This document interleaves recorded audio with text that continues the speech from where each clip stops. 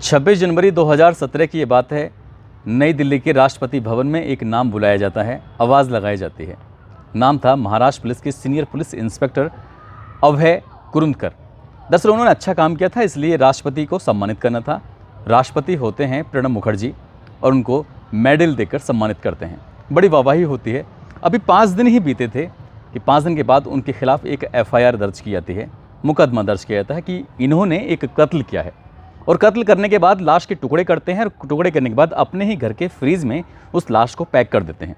22 महीने के बाद जब इस घटनाक्रम की गूंज चारों तरफ फैलती है, लोगों को जब इस सच के बारे में पता चलता है, तो लोगों को यकीन नहीं हो रहा था कि जिस व्यक्ति को समाज की बहुत बड़ी जिम्मेदारी दी थी, आखिरकार वो इतना भयानक कत्ल कैसे कर सकता है। आज कहानी उसी इंस्पेक्टर की है।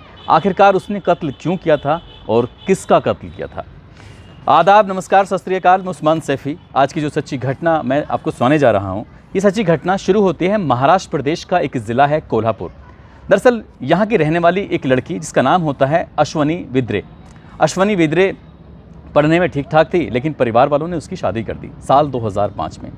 शादी होती है राजू गोरे नाम के एक लड़के से। जब शादी हो जाती है तो वो पति से मिलती है। पति से बातचीत होने के दौरान उसने कहा कि मैं पढ़ना चाहती हूँ। तो उसका पति कहता है कि कोई दिक्कत नहीं है, कोई एतराज़ नहीं है, तुम पढ़ना चाहती हो, आराम से मेहनत करो। मेरी भी जिस चीज़ की भी ज़रूरत होगी, मैं तुम्हारे लिए जो भी मदद कर सकता हूँ, मैं तुम्हारी मदद करूँगा। पति ने जब उसका साथ दिया तो उसने लड़की ने मेहनत करना शुरू कर दिया और उसने MPSC यानी कि महाराष्ट्र पब्लिक सर्विस कमीशन की उसने तैयारी करनी शुरू की। और 2 साल के बाद यानी कि शादी के 2 साल बाद उसने इस एग्ज़ाम को क्वालिफाई कर लिया। जैसे एग्ज़ाम क्वालिफाई करती है, उसको सब इंस्पेक्टर का एक पोस्ट मिलता है और सब इंस्पेक्टर की पोस्ट मिलने के बाद, ट्रेनिंग होने के बाद, उसको साल 2007 में ही उसकी पहली पोस्टिंग होती है पुणे ज़िले के अंदर। और पुणे ज़िले में वो पूरी ईमानदारी, पूरी शिद्दत के साथ यहाँ पर रह रही थी। अपने परिवार का भी ध्यान रखना होता था, यानी कि पति का भी ध्यान रखना होता था, और अपनी नौकरी भी बड़ी अच्छी ईमानदारी के साथ नौकरी कर रही थी। 3 साल तक यहाँ पर पोस्टिंग रहती है और 3 साल के बाद इनका ट्रांसफ़र यहाँ से हो जाता है। ट्रांसफ़र होकर सीधा जाती हैं सांगली ज़िले में। और जब सांगली ज़िले में पहुँचती है तो वहाँ जाने के बाद वो अपनी एक बेटी भी पैदा हो जाती है। इस बीच में बड़ी प्यारी सी बेटी और पति के साथ सांगली में जाकर शिफ्ट हो जाती हैं। एक कमरा लेते हैं और वहाँ पर रहना सहना शुरू कर देते हैं। लेकिन कई बार बड़ी जिम्मेदारी मिला करती थी, इसलिए जिम्मेदारी मिलने के बाद थोड़ा सा अटक जाया करती थी, समझ नहीं आता था, तो इसलिए अपने सीनियर के पास पहुँच जाया करती थी। सीनियर इंस्पेक्टर थे उसी थाने के अंदर जिस थाने में इनकी पोस्टिंग होती है। उनका नाम अभय कुरुंदकर होता है। उनके पास जाती हैं, उनसे मदद मांगती हैं। बहुत अच्छा स्वभाव होता है उस इंस्पेक्टर का, और वो लेडी इंस्पेक्टर की मदद कर दिया करते थे। जब मदद कर दिया करते थे तो थैंक यू बोलने पर भी उन्होंने कहा कि नहीं, थैंक यू की कोई ज़रूरत नहीं है, हम लोगों का ये काम है। इसी तरह से जब अच्छी बातें शुरू में इन दोनों के बीच में होती थी तो अच्छी बातों की वजह से ही इनकी दोस्ती हो जाती है। दोस्ती ज़्यादा गहरी होने लगती है, इसलिए दोस्ती के बीच में ही प्यार भी हो जाता है और प्यार भी कुछ ज़्यादा ही हो जाता है। लेकिन इन्हें मिलने मिलाने का कहीं मौका नहीं मिलता था। ये महिला ड्यूटी करती थी, ड्यूटी करने के बाद फिर अपने घर पर आ जाया करती थी। घर पर बेटी और पति इंतज़ार कर रहा था। उधर जो इंस्पेक्टर होता है उसकी भी शादी हो चुकी थी, 2 बच्चों का बाप होता है। दोनों ही एक दूसरे की ज़िंदगी की हकीकत को अच्छी तरह से जानते थे, पहचानते थे, और वक्त मिलता था तो कहीं जाकर ये मुलाकात भी करते थे। यानी कि इन दोनों के बीच में अब शारीरिक संबंध भी बनने लगते हैं और ये दोनों एक दूसरे के बड़े करीब आने लगते हैं। साल 2013 आता है और साल 2013 आने के बाद इस महिला इंस्पेक्टर का यानी कि अब सांगली से ट्रांसफ़र हो जाता है रत्नागिरी ज़िले के अंदर। अब जब रत्नागिरी ज़िले के अंदर ट्रांसफ़र होता है तो ये कहीं ना कहीं दोनों एक दूसरे से मिलने के लिए छटपटाते थे, परेशान होते थे। अब यहाँ से यानी कि सांगली से रत्नागिरी की जो दूरी होती है लगभग 172 किलोमीटर दूर होता है। यदि कार से इस सफ़र को तय करते हैं तो लगभग इस सफ़र को तय करने के लिए 4 घंटे 40 मिनट का लगभग वक्त लगता है। और इंस्पेक्टर को इस वक्त में कोई परेशानी नहीं होती थी। वो सीधा सांगली से रत्नागिरी के लिए गाड़ी अपना लेके जाता था और जाकर मिलता था और बातचीत करता था। जब वक्त आगे बढ़ने लगता है, वक्त आगे बढ़ते बढ़ते इनका प्यार और ज़्यादा गहराने लगता है। सीनियर पुलिस इंस्पेक्टर और वो महिला इंस्पेक्टर दोनों एक दूसरे से जब मौका मिलता था तब मिल लिया करते थे। अक्टूबर 2014 का वो महीना था। एक दिन इस महिला इंस्पेक्टर ने अपने पति, जिसका नाम होता है राजू गोरे, उससे कहती है कि मैंने शादी कर ली है। यानी कि अगर तुम्हें यकीन ना हो तो मेरे पास कुछ डॉक्यूमेंट्स हैं, कुछ कागज़ हैं, आप इन्हें देख सकते हो, और मैं आपकी ज़िंदगी से अब दूर जाना चाहती हूँ। तुम बेटी को लेकर आराम से रहना और मैं कभी कभार इससे मिलने के लिए आ जाया करूँगी। यानी कि उस महिला इंस्पेक्टर ने अपने पति को समझाने की कोशिश की। उसका पति चुपचाप रहता है, खामोश रहता है, कि उसे पता था, क्योंकि वो जान चुका था जिस तरह से उसकी बीवी उससे लगातार दूर जा रही थी और वो किसी और के यानी चक्कर में थी, यानी कि इंस्पेक्टर के चक्कर में थी, तो उसको बिल्कुल पूरी तरह से कहीं ना कहीं आभास हो चुका था, वो जान चुका था कि शायद मैं इसे रोकने की भी कोशिश करूँगा तो ये रुक नहीं पाएगी, इसलिए उसने उसको जाने दिया। जब वो महिला चली जाती है, अपनी बेटी से मिलने के लिए कभी कभार आ जाया करती थी। इसी तरह से लगातार वक्त आगे बढ़ने लगता है। 4 महीने तक वो अपनी बेटी से मिलने के लिए आती रही, लेकिन 4 महीने जब बीत जाते हैं फरवरी 2015 में, उसके बाद फिर वो अपनी बेटी से कभी मिलने के लिए नहीं आई। नवी मुंबई में वो एक कमरा लेती है। कमरा लेने के बाद इस बीच में उसकी पोस्टिंग यहाँ से यानी कि रत्नागिरी से भी अलग हो जाती है। वो मानव अधिकार आयोग में उसकी पोस्टिंग हो जाती है और वहाँ पर रहने लगती है और एक कमरा ले लिया था। अब कोई रोक नहीं थी, कोई टोक नहीं थी। अब इंस्पेक्टर वो उसके कमरे में आता था, रुकता था, एक दूसरे के साथ ये लिव इन रिलेशनशिप में रहना शुरू कर देते हैं और ऐसे ही करके वक्त आगे बढ़ता चला जाता है। ज़िंदगी के ये इनके सबसे खूबसूरत दिन होते हैं। 11 अप्रैल 2016 को एक दिन ये अपने कमरे से निकलती है, गार्ड से कहती है कि गार्ड दूध वाले से बोलना कि कई दिन तक वो दूध लेके बिल्कुल भी ना आए, मुझे ज़रूरी काम से कहीं बाहर जाना है।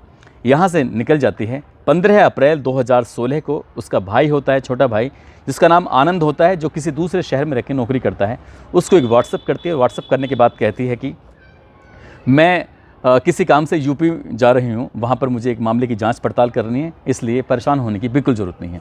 कुल मिलाकर अपने भाई को मैसेज देती है और मैसेज देने के बाद ये चली जाती है। और उसके बाद लगभग 1 महीना बीत जाता है। 1 महीना बीतने के बाद मई का प्रथम सप्ताह था, साल 2016 की ये बात है। पुलिस हेडक्वार्टर से कोल्हापुर इस लेडी इंस्पेक्टर के पिता के पास फ़ोन पहुंचता है कि तुम्हारी बेटी कई दिनों से ड्यूटी पर नहीं आ रही है, क्या बात है, क्या तुम्हारी बेटी यहाँ पर आई है कोल्हापुर में?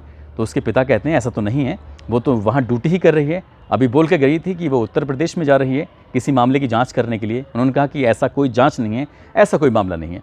जैसे ही उस लड़की के यानी कि इंस्पेक्टर के पिता ने ये बात सुनी, उनके पैरों तले ज़मीन खिसक जाती है। वो अपने बेटे आनंद से कहते हैं कि बेटा, तुम्हारी जो बहन है वो काफ़ी दिन से गायब है, उसका कहीं पता ही नहीं है, क्या तुम उसे ढूंढने में मदद करोगे?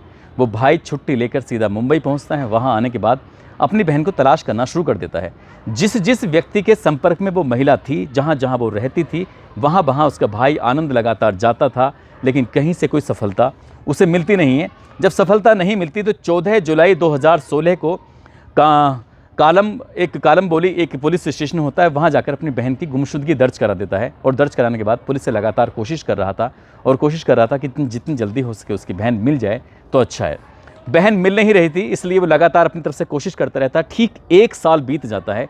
1 साल के बाद भी पता नहीं चलता। किसी तरकीब से वो महाराष्ट्र के मुख्यमंत्री से मिलने का समय लेता है। जो इसका पहला पति होता है वो भी मिलने का समय लेता है, और मिलने के समय लेने के बाद फिर मुख्यमंत्री इस मामले की जांच बड़ी अच्छे से कराते हैं, ईमानदारी से कराते हैं। और जब जांच का सिलसिला शुरू होता है, तब जाकर पुलिस के सामने जो चौंकाने वाली बातें आती हैं वो वाकई अपने आप में हैरान करने वाली बात होती हैं। दरअसल पुलिस ने सबसे पहले इसके पति को ही उठाया, उससे बातचीत की, उससे कहा कि तुमने अपनी पत्नी को कहाँ छुपाया है, जगह बताओ। जब ये बात पति तक पहुंचती, पति कहता है कि मुझसे पूछने की ज़रूरत नहीं है, बल्कि उससे पूछो जिससे वो फ़ोन पर बहुत सारी बातें करती थी, जिसके साथ वो रहने की बातें करती थी। मेरे पास से तो वो अक्टूबर 2014 से लापता हो गई है, मुझे इस बारे में ज़्यादा जानकारी नहीं है। जैसे ही एक नाम आता है अभय कुरुंदकर, वो जो कि पुलिस का इंस्पेक्टर होता है, सीनियर इंस्पेक्टर, उससे पुलिस कैसे बात करे। लेकिन जब मुख्यमंत्री की तरफ से आदेश था तो आखिरकार उससे बातचीत करने की कोशिश की जाती है। वो कहता है कि हाँ, जिस दिन वो वहाँ से अपने ऑफिस से निकली थी, मानव अधिकार आयोग के ऑफिस से निकली थी, शाम 6:40 पर वो भायंदर यानी कि उसका वहाँ पर एक कमरा होता है, वो वहाँ पर आती है।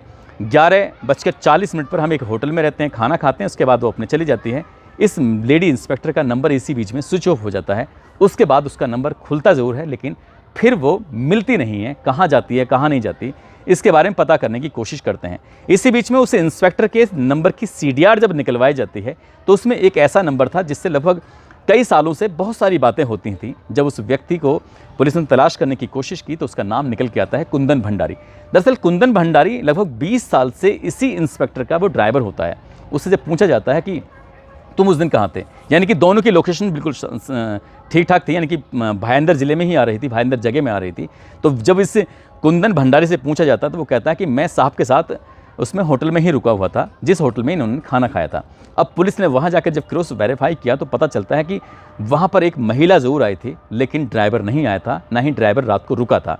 तब पुलिस ने उस ड्राइवर से अपने तरीके से पूछताछ की। जब उससे सख्ती से पूछा तब उसने एक नाम लिया, जिसका नाम होता है महेश फालिनकर। और महेश फालिनकर जो होता है वो पुलिस इंस्पेक्टर का बहुत खास दोस्त होता है, बचपन का दोस्त होता है। जब पुलिस उसको उठाती है, गिरफ्तार करती है, उसके साथ जब सख्ती से पेश आती है तब वो कहानी बताता है। दरअसल उस दिन उन्होंने कोई खाना नहीं खाया था। भाईंदर के उस कमरे में लेके जाते हैं। भाईंदर का कमरा यानी कि एक जगह थी, फ्लैट था, मुकुंद जगह थी भाईंदर में, वहाँ लेके जाते हैं। वहाँ ले जाने के बाद उस महिला को मारते हैं। मारने के बाद जो कटर मशीन होती है, कटर मशीन से उसके छोटे छोटे टुकड़े करते हैं। टुकड़े करने के बाद कुछ टुकड़ों को फ्रीज के अंदर पैक कर देते हैं। बाकी जो बड़े टुकड़े बचते हैं उन टुकड़ों को बसई खाड़ी लगती है। उस बसई खाड़ी में बहुत ज़्यादा पानी होता है। उस खाड़ी में, उस पानी में यानी कि वो उसके लाश के टुकड़ों को फेंक दिया जाता है। जो पुलिस अब उस टुकड़ों को लगातार तलाश करने की कोशिश कर रही थी, लेकिन वो टुकड़े आसानी से हाथ नहीं आते। और पुलिस ने जब इस पूरे घटनाक्रम का खुलासा किया तो आखिरकार इसमें एक दो नहीं बल्कि उस पुलिस इंस्पेक्टर के साथ उसका ड्राइवर कुंदन भंडारी, उसका बचपन का दोस्त महेश फालिनकर और उसका एक और साथी होता है राजेश पाटिल, ये इनको गिरफ्तार किया जाता है। और गिरफ्तार करने के बाद पुलिस इन्हें जेल भेज देती है। ये व्यक्ति जिसको हाल ही में अभी भारत के राष्ट्रपति प्रणब मुखर्जी ने सम्मानित किया था, उसी व्यक्ति ने एक महिला यानी कि अपनी प्रेमिका के, जो कि शादीशुदा होती है, वो खुद भी शादीशुदा होता है, जब इससे पूछा जाता है कि इसका कत्ल क्यों किया तो उसने कहा कि लगातार शादी का दबाव बना रही थी, प्रेशर बना रही थी और मैं इस प्रेशर से बहुत तंग आ चुका था, परेशान हो चुका था। मैं अपने बच्चों को, अपनी बीवी को छोड़ना नहीं चाहती थी, वो भी मुझ पर लगातार दबाव बना रही थी, ऐसा मीडिया रिपोर्ट कहती है। इसलिए उसका कत्ल किया, इसलिए उसकी लाश के टुकड़े किए, इसलिए उसकी लाश के टुकड़ों को जब वो डिस्ट्रॉय नहीं कर पा रहे थे तो फ्रीज के अंदर उन्हें पैक कर दिया था। लगभग 22 महीने के बाद इस घटनाक्रम का जब खुलासा हुआ था, लोगों को यकीन नहीं हो रहा था जो राष्ट्रपति से मेडल प्राप्त था वो व्यक्ति कातिल हो सकता है, और कत्ल भी उसने इतना भयानक रूप में किया था। दोस्तों, इस पूरे घटनाक्रम को सुनाने का उद्देश्य किसी को परेशान करना नहीं है, किसी का दिल दुखाना नहीं है, बल्कि आपको जागरूक करना है, आपको सचेत करना है, आपको बताना है कि कई बार जो अपनों से धोखा किया जाता है उसके बाद भी ऐसा ज़रूरी नहीं है कि बाहर भी आपको वफा ही मिलेगी, आपके साथ बाहर भी धोखा ही हो सकता है। इसलिए किसी को धोखा देने की ज़रूरत नहीं है। इस महिला ने अपने पति, अपनी बेटी को धोखा दिया और धोखे की कीमत इसको इस तरह से चुकानी पड़ रही है। लेकिन ये बताया जाता है कि आज भी इस केस को लड़ने में उसका पति ही पूरी मदद कर रहा है, पूरी ईमानदारी से के साथ अपनी पत्नी को न्याय दिलाने की लगातार कोशिश कर रहा है, ऐसा मीडिया रिपोर्ट कहती है। जाते जाते आज गाज़ियाबाद के रहने वाले हैं घनेंद्र कुमार, इनकी दीदी हैं अलका और जीजाजी अरुण कुमार। इनकी शादी की 18 फरवरी 2000 मतलब 18 फरवरी को पहली शादी की सालगिरह है, तो शादी की सालगिरह की बहुत बहुत शुभकामनाएं, बहुत बहुत मुबारकबाद।